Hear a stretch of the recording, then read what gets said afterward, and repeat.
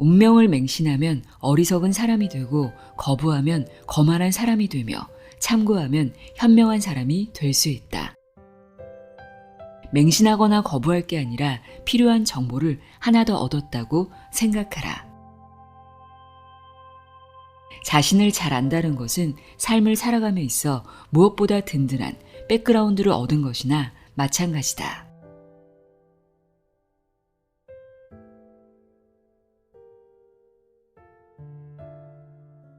안녕하세요. 나의 소리책갈피 소리내어 읽다입니다. 연말 연시가 되거나 중요한 결정을 해야 할 때, 다가올 미래가 불안하게 느껴질 때 사주 보러 가는 분들 계시죠? 사주를 본다는 건 자신의 운명이 궁금하다는 건데요. 우리는 왜 이토록 운명을 궁금해하는 걸까요? 정해진 운명이라는 것이 과연 존재할까요? 오늘은 자신의 운명 흐름을 알아야 좋은 선택을 할 수 있고, 운명이라는 건 좋은 운명과 나쁜 운명으로 나눌 수 없다고 이야기하는 책입니다. 명리학을 이해하기 쉽고 명쾌하게 설명하고 있는 사주 명리학자 방산 노상진의 운명의 만약은 없다입니다. 저자는 제3 박지원 선생의 수제자로 40여 년 동안 수만 명을 상담한 제아의 고수로 알려진 분입니다. 저자는 사주 명리는 먼 거리를 보는 망원경과 같다고 말합니다. 그래서 좋다 나쁘다의 관점에서 자기 운명을 판단하고 낙심할 필요가 전혀 없다고 하는데요. 또 운의 흐름은 자연과 같은 모습이라고 합니다. 자연은 한순간도 멈춰있지 않죠. 운 역시 고정된 것이 아닌 흐르고 있기에 운이 있는 사람은 노력을 멈추지 않는다고 합니다. 운의 흐름을 안다는 것은 내 인생의 평균을 깎아먹지 않는 공부법과 같은 것이라고 강조합니다. 이 책을 통해 사주 명리는 곧 마음 공부이고 자신의 인생을 멀리서 바라볼 줄 아는 지혜와 안목을 기를 수 있는 학문임을 알 수 있었습니다. 그럼 지금부터 정해진 운명이 있다면 어떻게 살아야 하는지, 운명이 정해졌다면 노력은 왜 해야 하는지, 사주와 관상은 어떻게 다른지, 성형을 하면 운명이 달라지는지, 명리학자가 알려주는 운명과 관련된 재미있는 이야기 속으로 함께 떠나보도록 하겠습니다. 방산 노상진의 운명의 만약은 없다 내용의 일부를 읽어드립니다. 귀 기울여 들어보세요.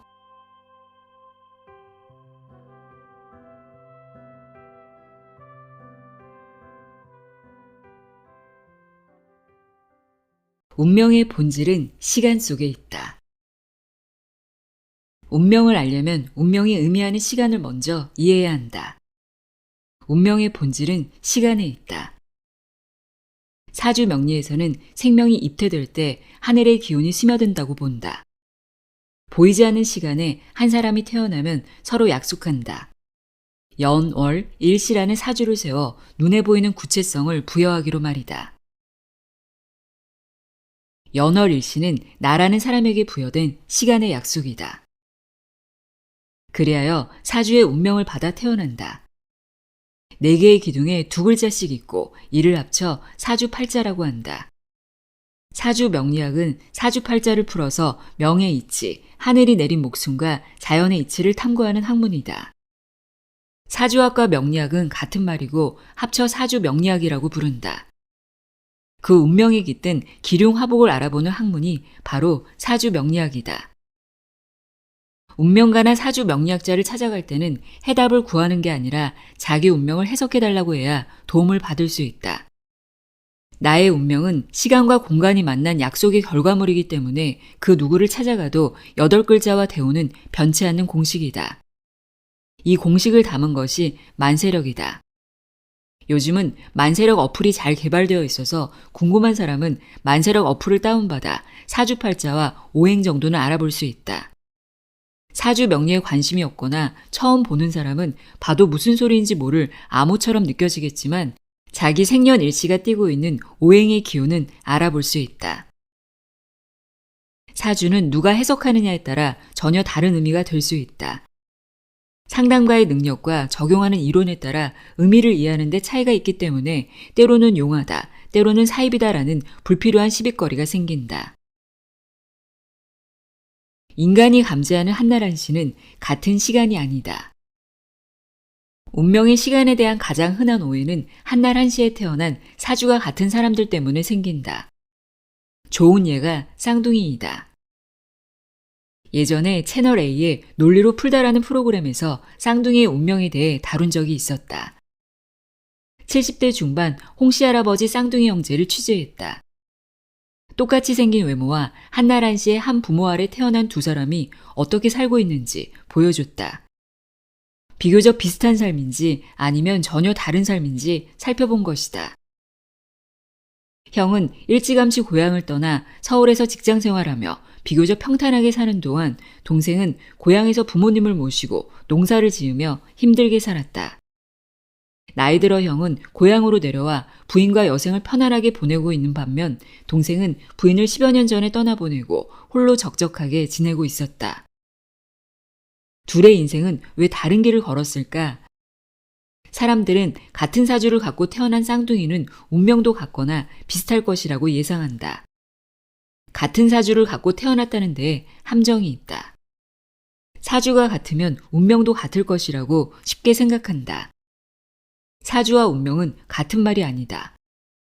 사주는 같아도 다른 시간에 태어나기 때문에 다른 운명이 된다. 사주의 마지막 기둥인 시는 2시간 간격으로 되어 있어 같은 사주를 적용하지만 엄밀하게는 다른 시간이다. 시간이 다르면 운명도 달라진다. 인간이 감지하는 한날 한시도 같은 시간은 아니다. 일상생활에서는 초단위까지 인식할 수 있지만 빛이 진공 상태에서 30cm 이동하는 시간은 10억분의 1초라고 한다. 윤달이나 윤년에 대해서는 다들 잘 알고 있을 것이다. 그런데 윤초도 존재한다. 어떻게 한날 한시에 태어날 수 있나? 모태에서 빠져나오는 데에도 순서가 있고 시간 차이가 분명 생기니 형, 동생을 구분할 수 있다. 쌍둥이라 할지라도 한날 한시에 태어날 수 없고 따라서 같은 사주를 타고난다고 할 수 없다. 사주를 해석하는 것은 그림자를 보는 것과 같다. 빛이 있으면 사람과 사물에 그림자가 생긴다. 그림자에 내 얼굴은 보이지 않지만 그림자는 빛을 비추면 항상 나타난다. 우리가 약속을 정할 때 초단위까지 구체적으로 정하지 않는다. 설령 초를 정해 만나기로 약속해도 문을 여는 잠깐 사이에도 초단위는 금세 틀어진다. 이처럼 초단위로 운명을 읽을 수 없기에 사주를 해석하는 것은 그림자를 보듯 어렴풋이 윤곽을 파악하는 것에 그칠 수밖에 없다. 지구에서 단 한 사람도 같은 시간에 태어날 수는 없다. 인간이 시간을 인지하는 능력이 그것밖에 안 되는 것일 뿐, 이러하니 똑같은 운명도 없고 운명은 바뀌지도 않는다. 우리는 이미 우주가 예정한 시간이라는 헤아리기 힘든 단위 안에 자기 운명을 갖고 태어나는 것이다. 시간성은 명리에서 절대적이다. 사주팔자, 타고난 연월일시가 운명의 시간으로 정해진다. 당신의 운명은 당신만이 갖고 태어난 시간성에 저장되어 있다. 좋은 운명과 나쁜 운명으로 나눌 수 없다. 살다 보면 고속도로도 만나고 시골길도 만난다. 운전하다 보면 시원하게 뻥 뚫린 고속도로도 있지만 지방도나 심지어 비포장 도로를 운전해야 할 때도 있다. 운이 좋다는 것은 거침없이 고속도로를 달리는 것과 같고 운이 나쁘다고 할 때는 언제 타이어에 펑크가 날지 모를 비포장 도로를 달리는 것과 같다. 아무리 고속도로를 달리고 있었더라도 목적지까지 고속도로만 달리는 사람은 없다.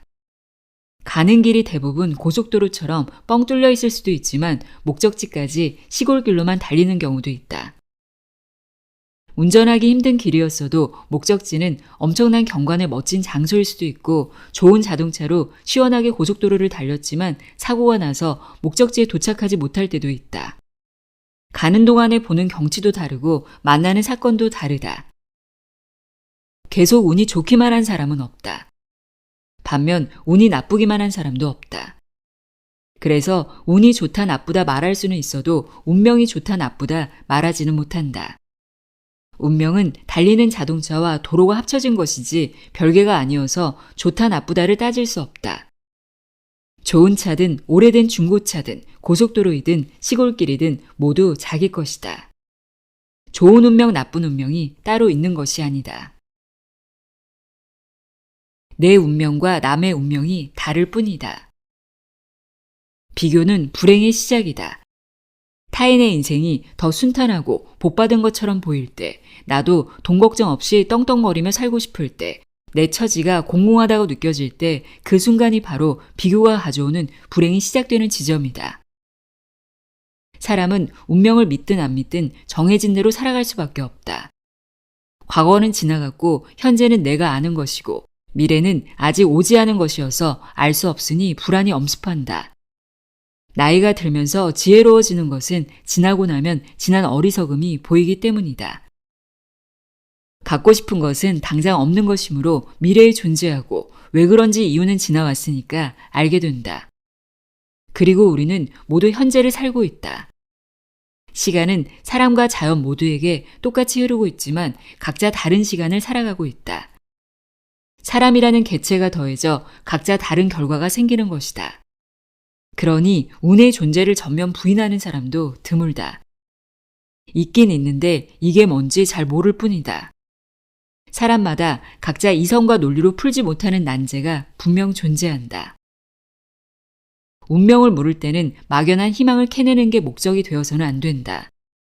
사주 명리의 근거에 타고난 운명의 전체 맥락을 파악하는 것이 중요하다. 사주 명리는 먼 거리를 보는 망원경과 같다. 그러니 좋다 나쁘다의 관점에서 자기 운명을 판단하고 낙심할 필요가 전혀 없다. 명리에서 크게 보아서 없는 것도 현미경을 대고 볼 수 있다면 분명 존재할 것이다. 운명의 현미경이라는 도구가 현재로서는 유언할 뿐이다. 사주 명리를 보는 사람은 운명을 해석해 줄 수 있을 뿐 운명을 바꿔주는 사람은 아니다. 사람은 고쳐 쓰는 게 아니다. 3살 버릇 80까지 간다. 제 버릇 개 못 준다. 등등 우리가 운명에 순응할 수밖에 없음을 나타내는 격언들은 무수히 많다. 내가 어떤 사람인지는 좋고 나쁨의 문제가 아니라 그저 나라는 본질의 문제이다. 본질을 꿰뚫으면 고통조차 동반자임을 받아들이게 된다. 회남자에 이런 문장이 있다. 자기를 아는 자는 남을 원망하지 않고 천명을 아는 자는 하늘을 원망하지 않는다. 복은 자기에게서 싹트고 화도 자기로부터 나오는 것이다. 인간이 가진 자유의지의 치명적 결함. 운명을 결정하는 것은 우주의 질서이다. 이 질서는 하늘의 기운이 작용하는 것으로 변화의 시작점은 하늘이지 인간의 생각이 아니다. 그래서 하늘의 기운이 명하면 그 생각이 행동에 영향을 미치는데 이것을 운이 흐른다고 하는 것이다. 하늘의 명에 따라 사계절 자연의 모습이 변하는 것과 같은 이치이다. 운명을 인간이 자유의지로 바꿀 수 있다면 시간을 지배할 수 있어야 가능하다. 자동차가 후진할 때도 뇌가 뒷걸음칠 때도 시간은 앞으로 흐른다. 시간이 과거로 갈 수 있다면 시간을 바꿀 수 있다고 해도 되니까 운명도 바꿀 수 있는 것이 된다. 그러나 시간은 미래로만 향하기 때문에 찰나의 몇 초 사이에도 미래가 되어 사람이 바꿀 수 없는 것이다. 미래를 예측할 수는 있어도 바꿀 수는 없다. 예측하면 바꿀 수 있다고 착각하기 쉽지만 최선을 다해 방어할 수 있을 뿐이다. 시간의 절대성만 아니면 피흉취길, 흉한 것은 피하고 좋은 것은 취할 수 있다. 다가오는 시간의 미래를 모르기 때문에 바꿀 수 있다고 느끼게 되나 미래의 시간도 결국에는 지나간 시간이 되고 지나간 시간을 바꿀 수 없듯이 시간의 절대성에 우리는 속수무책이다. 인간이 일으키는 잘못된 선택은 언제나 자유의지에서 비롯된다. 개우는 운명을 바꾼다는 의미가 아니다. 운명이 정해져 있다라는 말을 들으면 처음 듣는 사람일수록 매우 고통스러워한다. 평생 부자가 될 수 없다는 소리로 받아들이거나 현재 어려운 상황이 영원히 고착될 것이라고 생각해 좌절하고 거부감을 보인다. 운을 현재 고정된 것으로 받아들이면 안 된다. 운은 흐르고 있다. 운이 고정된 것이라면 운명도 고정된 것이고 운명에 포함된 수명이나 기륭화복도 다 고정된 것이라야 한다. 하지만 그렇지 않다. 운이 고정된 것이라면 시간도 흐르지 않고 멈춘 것이라야 한다. 그 말인즉슨 계절이 바뀌지 않고 성장하거나 늙지 않는다는 뜻이다. 시간이 항상 흘러가듯이 운명이 정해져 있다는 말은 현재에 국한되지 않음을 이해해야 한다. 운의 흐름은 자연과 같은 모습이다.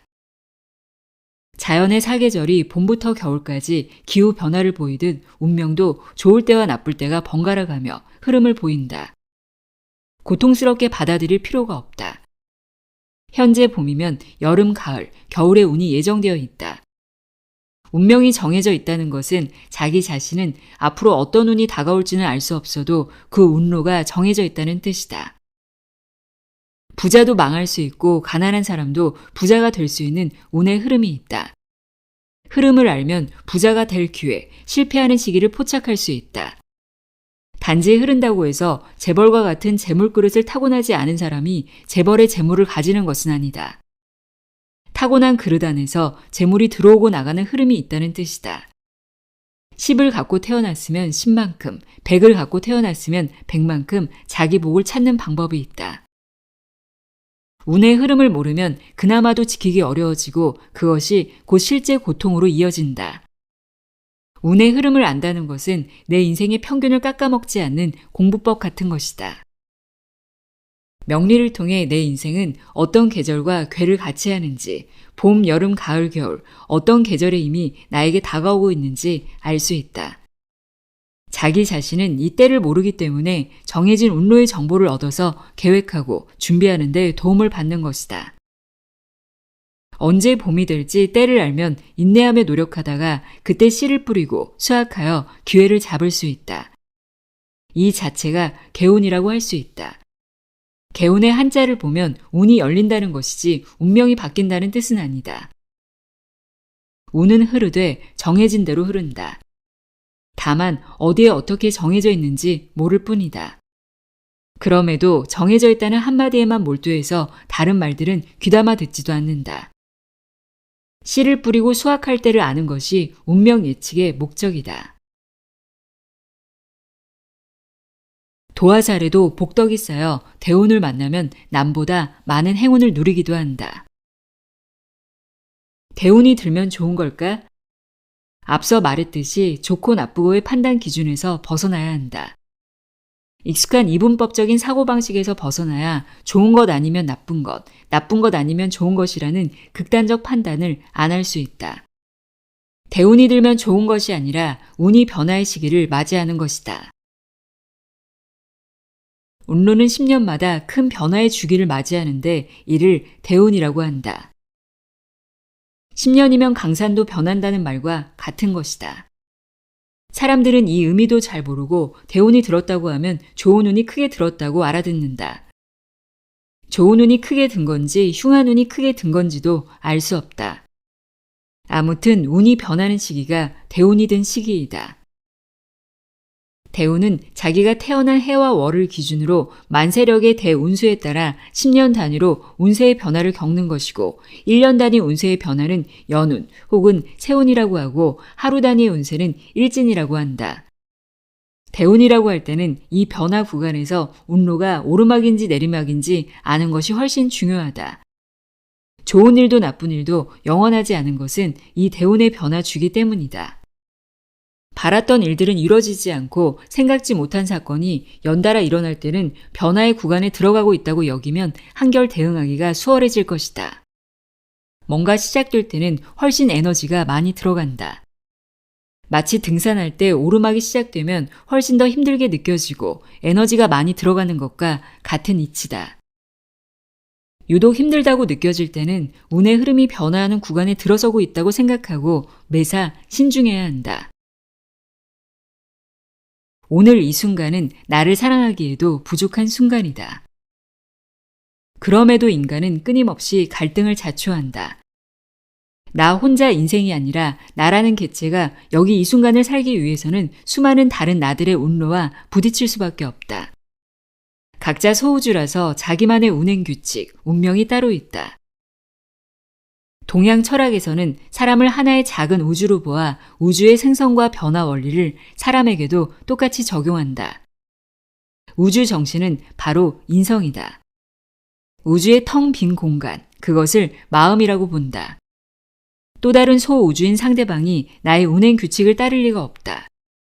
자유의지를 가짐으로써 인간관계에서도 스스로 문제를 일으킨다. 사랑도 일도 서로 때가 안 맞아 갈등이 발생한다. 첫사랑을 떠올려 보라. 대부분 지금 만나면 다를 것이라 생각한다. 천만에, 지금 만나도 결과는 크게 달라지지 않는다. 인간은 소우주이면서 우주의 일부분이기 때문에 운로를 따라 흐를 수밖에 없다. 보통 운의 흐름은 10년 주기로 순행 혹은 역행한다. 상담실에서 자주 듣는 고민 중에 하나가 남편과 안 맞아서 못 살겠다며 이혼할 팔자냐는 것이다. 그 사람의 사주에 맞게 통변을 해줘도 열의 9은 그냥 산다. 한 10년 혹은 12년 지나 다시 찾아오면 이번에는 남편 문제가 아니라 자식 문제를 묻는다. 이건 명리를 공부하지 않아도 알 수 있는 일이다. 10년 대운의 변화를 겪고 지나간 것이다. 중요한 것은 운명에서 그토록 중히 여기는 때를 아는 것이다. 봄, 여름, 가을, 겨울, 하루 24시간 등등 때에 맞는 행위를 해야 하는 것이다. 가을에 씨를 뿌리면 열매를 언제 맺겠는가? 곧 겨울이 오니 열매 맺기가 어렵다. 봄을 기다려 다시 씨앗을 뿌리든지 적은 수확이나마 거둘 수 있게 짧게 빠르게 뿌리든지 하다못해 이삭죽기라도 고민해 봐야 한다. 주식을 생각해보라. 갖고 있는 주식이 계속 하강 곡선이면 어떻게 해야 하나? 손해를 보더라도 팔든가 다시 올라갈 때까지 몇 년 묵히든가 해야 하지 않을까? 어떤 사람은 다 팔고 다시는 손을 대지 않는 반면 어떤 사람은 적은 돈으로 다시 투자처를 찾아 만회하려고 한다. 주식의 성공과 실패도 운명의 법칙을 따른다. 우주는 끝없이 변화하면서 반복되는 순환의 법칙으로 움직이는데 우주의 법칙을 가장 선명하고 짧고 현대적으로 확인할 수 있는 것이 주식이다. 양봉과 음봉이 있고 지나간 과거가 그래프로 선명하게 그려진다. 하지만 미래는 과거의 패턴을 보고 기업의 미래 가치를 예측할 뿐 알 수가 없다. 주식은 타이밍을 잡는 기술이다. 기회가 와도 타이밍을 알지 못하면 부자가 될 수 없다. 많은 사상과 종교가 정신적 가치를 우위에 두고 강조하고 있지만 현실은 참으로 묘하게도 정신이 물질을 이기는 법이 그다지 많지 않다. 물질은 정신에 비해 결코 약하지 않기 때문이다. 인간은 물질인 육체가 있어야 정신이 유지된다. 정신만 있고 물질이 없으면 그것은 내 것이 아니다. 책 속의 진리는 누구나 말할 수 있어도 내가 읽고 내 머리에 들어와서 써먹어야 진리 아닌가? 운명을 공부하는 것도 써먹자고 하는 공부이다.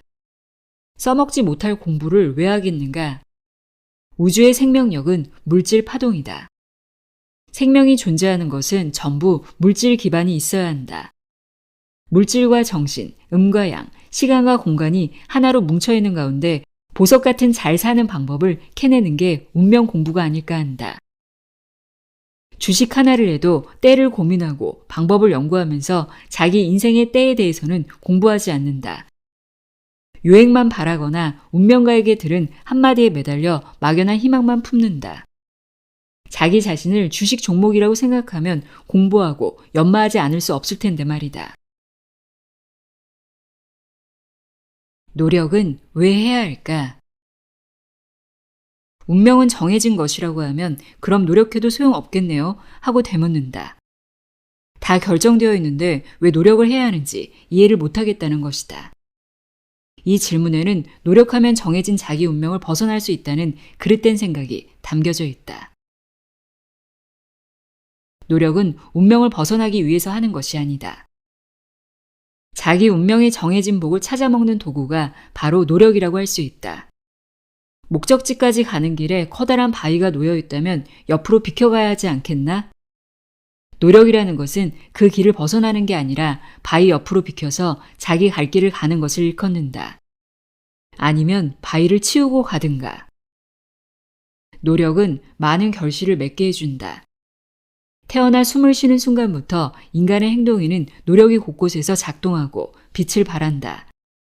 다만 노력을 해도 안 되는 순간에 부딪힐 때가 있다. 이 순간이 바로 정해진 운명의 순간이다. 선천으로 타고난다. 운이 좋은 흐름으로 상승 국면에 접어들면 성공의 노력을 하게 되고 운이 나쁜 흐름을 타면 실패의 노력을 하게 된다. 아무리 해도 안 되는 일이 있고 노력하지 않았는데도 되는 일이 있다. 무능해도 한 자리 차지하고 지도자 노릇을 하는 사람이 있는가 하면 능력만큼 출세하지 못하는 사람도 있다. 재물도 마찬가지이다. 의도치 않았지만 사놓은 땅이 부동산 가격 폭등기가 와서 큰 수익을 내기도 한다. 고객 자산은 몇십 배 불려줘도 본인 자산은 제자리 걸음인 재테크 전문가도 있다. 소질 있는 사람이 아무리 노력해도 때가 안 맞으면 의도한 결과를 낼 수 없다. 그리고 무수한 노력을 해왔고 때도 맞으나 도와줄 사람이 없으면 또 원하는 대로 이룰 수 없게 된다. 시간의 운, 공간인 환경, 인간의 노력이 삼위일체로 움직여야 마음도 조절할 수 있다. 노력 자체가 성공으로 귀결되진 않지만 노력했던 것이 기회를 맞으면 성공하게 된다. 따라서 성공할 수 있는 사람은 운 좋은 사람이 아닌 7.8기의 노력으로 기회를 기다리는 사람이다. 기륭화복은 운, 환경, 노력의 삼합 원리의 결과물이다. 그래서 동양 철학에서는 삼이 완성수 대접을 받는다. 인간은 세 가지를 모두 갖추어야 하나의 완성체로 움직이는 것이다. 세 가지를 생각해야 하지만 보통 두 가지를 가진 상태에서 멈춘다. 한 가지만 틀어줘도 성공의 열매를 딸 수 없다. 인생에서 운, 환경, 노력이라는 세 박자가 다 맞을 때가 몇 번이나 오겠는가? 노력은 타고난 그릇을 아는 것이다. 노력했던 것이 기회를 맞아 성공하니 노력은 기회를 잡으려고 하는 것이다. 노력 자체가 성공으로 귀결되진 않는다. 운명 안에는 기룡화복이 내재되어 있다. 자연의 기운은 음양이기 때문에 길과 흉, 화와 복이 음양으로 함께 다닌다. 그래서 길한 운이라 잘 풀린다고 기고만장해선 안 되며 후에 흉이 따라오고 있다고 생각해야 한다. 반대로 흉 다음엔 길이 기다리고 있다. 속도나 정도가 다를 뿐이지 누구에게나 적용된다. 명리 공부는 마음 공부인 까닭이 여기에 있다. 나쁜 일이 있어도 공부한 만큼 원망하는 마음이 줄어들기 때문에 고통이 적어지고 빨리 마음을 진정할 수 있게 된다. 인간은 자기도 모르는 사이에 구원받는 존재이다. 좋은 사주를 택해 제왕절개로 태어난다면? 좋은 날을 받아서 출산하면 이 아이의 사주는 만들어진 사주가 아닌가? 만들어진 사주도 운명이 될까? 대답부터 하자면 택이란 사주가 그 아이의 운명이 맞다. 사람의 모든 일은 하늘의 이치에 따라 정해진다. 인공분만을 택할 수밖에 없는 부모의 결정도 태아의 운명이다. 인공분만 의술이 없던 옛날에는 출산하다가 산모와 태아 모두 목숨을 잃는 경우도 많았다.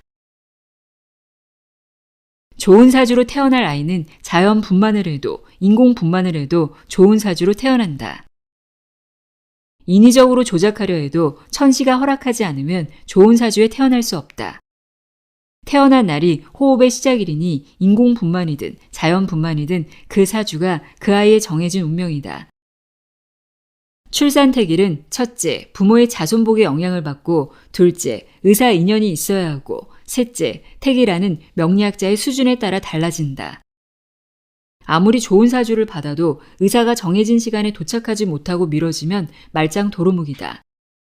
의사 인연도 태어날 아이의 운명 속에 있는 것이다. 또 좋은 날이라고 받아왔는데 엉터리 점쟁이한테 받아온 것이라면 어쩔 텐가? 그건 아무도 모르는 일이다. 부모가 어떤 수준의 상담가에게 가서 나를 받아온 건지 그것도 부모의 운명 안에 있는 것이다. 이외에도 여러 가지 변수를 감안하면 아무리 인위적으로 사주를 조작해도 생명은 부모의 자손복이라는 그릇 안에서 태어난다. 부모의 자손복을 떠난 자식은 자연이든 인공이든 태어나지 못한다. 결국 탄생은 하늘의 뜻이다. 한 생명의 탄생은 자연적으로 좋은 때와 환경에서 임신이 된다. 운은 흐름이다. 물려줘도 지키느냐 못 지키느냐는 후손에 달린 것이지만 재물과 건강이 세습되는 것은 어떻게 보면 자연스러운 현상이다. 자기 아이가 나보다 조금이라도 더 나은 삶을 살기 바란다면 출산 태길에 연연할 게 아니라 그 아이를 임신할 때 좋은 몸과 마음의 상태를 만드는 게 더 현명한 일이다.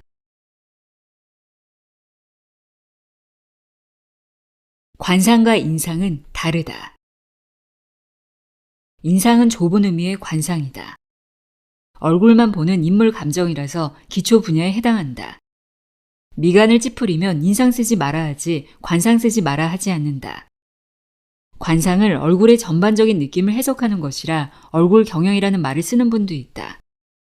역술 경영, 얼굴 경영, 사주 경영 등 온갖 분야에 경영이라고 붙이는 것은 이 시대가 물질 시대로 돈의 영향력 아래에 우리가 살고 있다는 것을 여실히 증명하는 것이 아닌가 싶다. 인상은 이미지 메이킹도 가능하고 섭취하는 영양소와 기분에 따라 달라 보이기도 한다. 보는 사람에 따라 느끼는 바가 다양하게 나타나는 게 인상이다. 인상의 인은 사람인 또는 도장인을 쓰고 상은 서로상 또는 코끼리 상자를 쓴다. 도장 인자를 쓰는 이유는 도장처럼 누구나 이목구비가 정해진 자리에 있기 때문이다. 인상에서는 예쁘게 생겼다, 무섭게 생겼다, 곱게 생겼다 등으로 표현되는 이목구비의 균형을 본다. 도장을 새길 때 글자 간의 균형을 맞추듯 얼굴의 균형이 잘 맞으면 인상이 좋아 보인다는 뜻이다. 더해서 볼 관자를 쓰면 인상의 균형에 조화가 더해진다. 인상이 보이는 것이라면 관상은 드러나는 것이라고 할 수 있다. 관상은 감추려고 해도 감출 수 없는 본성이다. 관상은 인상과 달리 몸의 모든 것을 본다. 얼굴뿐만 아니라 걸음걸이, 먹는 모습, 음성, 낯빛, 심지어 대소변 보는 모습 등등 한 사람의 몸에서 볼 수 있는 모든 것의 조화를 본다. 균형은 누구나 보고 배울 수 있지만 조화는 가르치기도 배우기도 힘들다. 상담하는 사람들은 사주 명리에서 직관이 필요하듯이 관상에서 조화를 읽는 능력이 필요하다. 앞서 말한 것처럼 음양오행은 항상 존재하는데 인간의 능력으로는 칼로 무자르듯이 구별할 수 없고 대체적으로 큰 특징을 잡아낼 수 있을 뿐이다.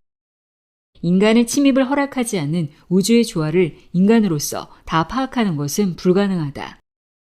다만 짐작할 뿐이다. 소우주라 일컫는 인간에게서 발현된 우주의 조화가 어떤 것인지 살피는 것이 관상이다. 관상의 최고가 심상인 것은 이 모든 것들을 조화롭게 아우르는 것이 마음이고 마음을 곱게 쓰면 모든 것이 조화로 말미암아 아름답게 보이기 때문이다. 인상은 평면, 관상은 입체를 본다. 관상을 본다고 하지만 대부분 인상을 보는 것에 그치는 것은 인상이 관상의 기초이기 때문이다. 관상 또한 개체이기 때문에 각자에게만 해당하므로 제대로 사주 명리를 보려면 개체의 조화를 봐야 한다. 그래야 각 개체가 사주와 관상이 합쳐진 완전한 운명이 된다. 얼굴은 자연의 법칙 그대로 연결된다. 자연에는 기륭이 없는데 자연을 그대로 닮았다고 하는 사람의 몸에는 마음이 들어가 기륭이 생긴다.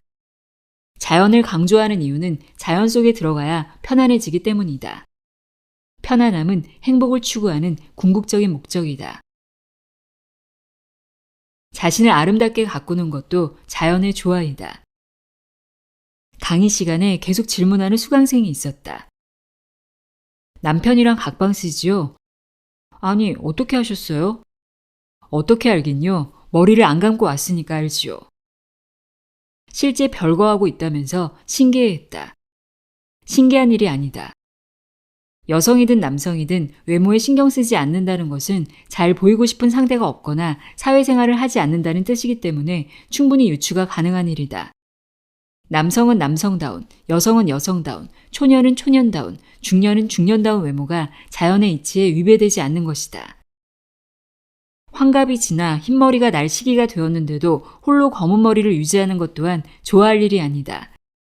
자연의 이치로는 단풍이 들지 않는 것과 같으니 자녀로부터 보호받지 못하고 경제적으로 안정되지 않아 돈을 벌어야 한다는 의미다.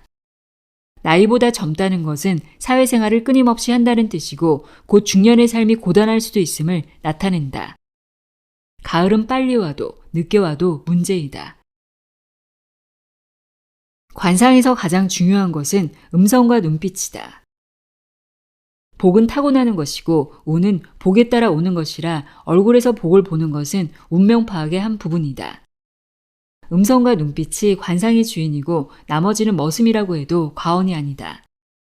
다른 부분이 조금씩 틀어져 있어도 음성과 눈빛이 올바르면 감안해서 보아야 한다. 성형은 기운을 돋우는 역할이다. 성형에는 플라시보 효과가 있다. 성형은 좋은 옷을 한 벌 장만하는 것과 같은 효과가 있다. 중요한 비즈니스 미팅이 있어서 프레젠테이션을 해야 하는데 색이 바랜 옷을 입고 나가면 그 프레젠테이션이 성공하겠는가? 친구가 좋은 사람을 소개시켜주는 자리인데 최소한 화장을 하고 옷을 갖춰 입고 나가는 것과 같은 이치다. 성형은 내 눈에 예뻐 보이는 옷을 입듯 기분이 좋아지고 시선을 받고 그래서 더 자신감이 생기는 효과가 있다. 만약에 성형을 해서 운이 바뀌었다고 느낀다면 좋은 운의 흐름일 때 마치 성형을 해서 그렇게 느끼는 것이다. 용모가 자신감에 불을 붙이면 100을 벌 수 있는 일을 150, 200을 벌 수 있게 사이즈를 좀 더 확장시킬 수 있다. 그러나 지독하게 하강 운에 접어들어서 어떤 일을 해도 만족스럽지 못할 때 성형 수술을 한다고 해서 바로 운이 확 바뀌지는 않는다. 코가 높아야 제복이 있다고 코를 한껏 높이면 그때부터 돈이 막 들어오는 사람이 있는가? 입꼬리가 배 모양으로 살짝 올라가야 돈을 가둔다고 하니 다들 입꼬리를 올리는데 다 돈을 잘 가두고 있는가? 가두기는커녕 성형하느라 도로 돈이 새어나갔을 것이다. 이런 행위로 인해 좋은 결과가 있었다면 그것은 그 행위를 해서 운이 바뀐 게 아니라 원래 운의 흐름에 복이 있었던 것이다. 돈을 잘 벌고 인기가 올라갈 운이었는데 때마침 성형을 한 것이다. 운의 흐름을 모르니 성형을 해서 잘된 것이라 믿는 것이다. 사주와 관상을 따로 떼어서 본다면 성형으로 관상이 바뀔 수 있다는 말은 가능한 주장이다. 상은 바뀔 수 있지만 성형으로 인한 상의 변형이 타고난 운명을 바꾸지는 못한다. 인간이라는 개체는 사주와 관상을 분리하면 존재가 성립하지 않기 때문에 떼어놓을 수 없다. 태어날 때 받아온 표식에 사주와 관상이 동시에 존재한다. 그 표식이 운명의 흐름인데 성형은 이미지를 아름답게 가꾸는 것이지 운의 흐름과는 관계가 없다. 운은 시간 속에 이미 흐르고 있다. 연월일시 사주는 같아도 쌍둥이라 해도 신체가 완전히 똑같은 사람이 없기 때문에 관상은 운명을 판독하는 선명한 지표가 된다. 통계가 아닌 개체로 판별해야 하는 이유도 여기에 있다. 사주와 관상이 하나가 되어 완전한 개체가 성립되니 기륭도 사주와 관상을 하나로 통합해 존재한다는 이치다. 운명을 바꿀 수도 없는데 관상은 왜 보는가? 운명을 바꾸지는 못해도 관상을 보면 어느 정도 미래 예측이 가능하다. 얼굴에는 운명의 지도와 감정의 지도가 함께 실려있기 때문이다.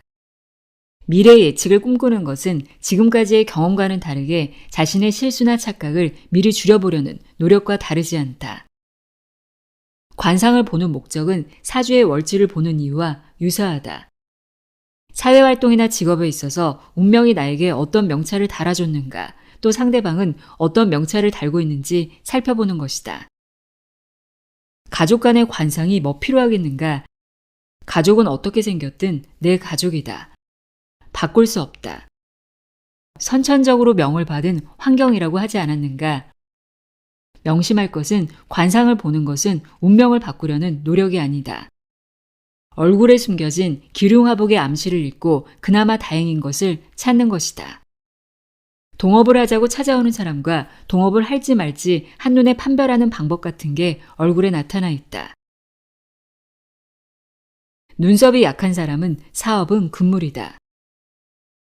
눈썹은 두 눈을 돋보이게 하는 부위이며 눈을 보호하는 지붕 역할이다. 비와 바람을 막는 지붕이 있어야 아늑한 집에 구실을 하듯 눈썹이 있음으로 인해 눈이 더욱 빛을 발할 수 있다. 눈썹은 눈 길이보다 조금 길고 눈썹 머리보다 눈썹 꼬리 쪽이 조금 긴 것이 표준이다. 사주 명리에서 육친 구성으로는 형제나 친척 간의 인연, 재물운과 건강운도 보여준다. 왜냐하면 해와 달에 해당하는 눈을 보호하는 구름의 역할이기 때문이다. 눈썹이 어지럽게 나서 안정감이 없는 경우 마치 구름이 여기저기 흩어진 뜬구름 형상이 되어 정신이 안정을 취하지 못하고 마음이 산만하기 그지없다. 당연히 재물도 궁할 수밖에 없다. 재물이 모였다 사라지기를 반복하니 우여곡절과 갓난신고가 따를 모양새이다. 눈썹이 어지럽게 난 경우 형제나 친구와 불화가 많다. 숱이 없거나 옅고 전택이라 일컫는 눈꺼풀도 약하면 외가에 신경 쓸 일이 생기거나 인연이 끊긴다. 눈썹이 끊어지면 지붕에 구멍이 나서 비가 줄줄 새는 것으로 본다. 지붕이 뚫려 비가 새면 방 안에 있는 사람이 비를 맞을 것이라 형제궁에 탈이 난 것이다. 돌봐야 할 형제나 끊임없이 도움을 청하는 지인이 있다는 소리이다. 또한 눈썹이 끊어진 것은 사회활동의 흐름이 끊기는 것과 같아서 기회를 놓치거나 사기나 손재가 생긴다. 눈썹은 인당의 넓이를 정하는 기준이다. 인당은 눈썹과 눈썹 사이이고 관상학에서 마음의 자리로 본다. 인당이 좁아서 서로 닿을 정도가 되면 속마음이 좁아 세상사에 대한 이해 또한 좁다. 우리가 흔히 쓰는 미련스럽다는 말도 관상학에서는 한자를 눈썹미에 이을 연으로 써서 눈썹이 이어졌다는 의미로 쓰고 있다. 인당이 좁으면 자기 중심적이고 좁은 것이 지나치면 자신을 올감하는 괴로움이 생긴다. 눈썹이 너무 검고 짙고 숱이 많으면 자기 주장이 강해서 정치인이나 지도자에 많고 눈썹이 흐리고 약하면 지도력과 능력이 부족해 장애가 따른다. 눈썹이 극단적으로 치우친 사람 가운데는 종교인이 많다. 눈썹의 의미로 보아 타인의 삶을 어루만지는 역할이 부여된 것이다. 그러니 사업을 하려고 마음먹었다면 상대의 얼굴 가운데 특히 눈썹을 꼼꼼히 살필 일이다. 그럼 눈썹이 약한 사람이 눈썹이 잘생긴 사람과 동업을 하면 이득을 볼까? 돈이 되었든 재능이 되었든 도움을 받기 위해 동업을 선택한 것인데 결과적으로는 그나마 가진 운을 눈썹이 강한 사람에게 다 빼앗긴다. 자기 눈썹보다 더 약한 사람과 동업을 한다면 어떻게 될까? 나도 지금 모자라는데 눈썹이 더 약한 사람이 무엇을 보태줄 수 있겠는가? 결론은 눈썹이 약한 사람은 사업의 길을 가지 않는 게 좋다는 것이다. 눈썹이 약하다는 생각이 들면 학문이나 기술, 월급 받는 직장 생활을 택하는 게 더 낫다. 재무 담당자는 코, 인사 담당자는 귀를 살펴야 한다. 광골은 얼굴에서 불룩 솟은 광대뼈 중심의 양축이다. 코를 자기 자신이라 할 때 광골은 동쪽과 서쪽에 산악 위용을 드러내는 것이라 사회활동의 주축이라 할 수 있다. 광골이 코보다 낮은 것은 코가 상의 주인이라서 코를 향해 산하가 머리를 숙이듯 조응하고 있기 때문이다. 광골이 이마보다 잘 형성되어 있으면 벼슬이 높거나 중책을 맡을 수 있다. 이마가 잘 형성되어 있으면 하늘에서 복을 주는 것이라 조상과 부모로부터 받은 것이고 광골이 잘 되어 있으면 나 자신의 능력으로 무에서 유를 창출하는 것이다. 광골은 홀로 무너지지 않는다. 법령이 잘 발달되면 광골이 솟아있고 광골이 솟아있으면 법령이 움푹 팰 수밖에 없다. 광골이 의지라면 법령은 의지를 받쳐주는 식록이다. 흡사, 리더의 조직원의 관계가 이러해야 한다. 광골의 힘이 좋은 리더는 정치인 쪽에 많고 코가 준수한 리더는 기업인이 많다. 기업인이 직원을 뽑을 때도 맡은 책무에 따라 살펴야 할 상의 부위가 다르다. 재무 담당자는 돈을 불러오는 복이 있어야 하니 코가 준수한 사람을 뽑아야 한다. 코가 빈천하면 만지는 돈에 욕심을 낸다. 코로 숨을 쉬니 유통과 흐름을 원활하게 한다. 또 코만 잘생겨도 안 되는 것이 눈이 흐릿하면 샘이 흐리다. 인사 담당자는 귀가 훌륭한 사람이어야 한다. 귀는 두 개를 가지고 얼굴의 외곽에 존재해 두루 살피는 역할이다. 자신의 권위를 내세워 자리를 차지하는 게 아니라 주로 듣고 균형을 맞추는 역할이다. 이목구비라고 칭할 때 귀가 제일 먼저인 것은 듣기를 중요하게 여기라는 뜻도 있고 제일 중요하다는 뜻도 있다. 귀는 청각처럼 단단하면서도 그 이면에 부드러움을 갖추고 있다. 예지가 충만하고 영민해 총명함을 뜻하기도 한다. 귀가 좋은 사람은 타인이 지적하거나 싫은 소리를 해도 고깝게 여기지 않고 겸허하게 받아들인다. 귀가 얼굴의 바깥쪽에서 뒷받침하듯이 자리 잡은 것은 편견의 때를 벗겨내고 객관성을 갖추라는 의미이다. 한 기업에 인재를 적재적소에 배치하는 인사 담당자는 귀가 관상에서 중요한 부분을 차지한다.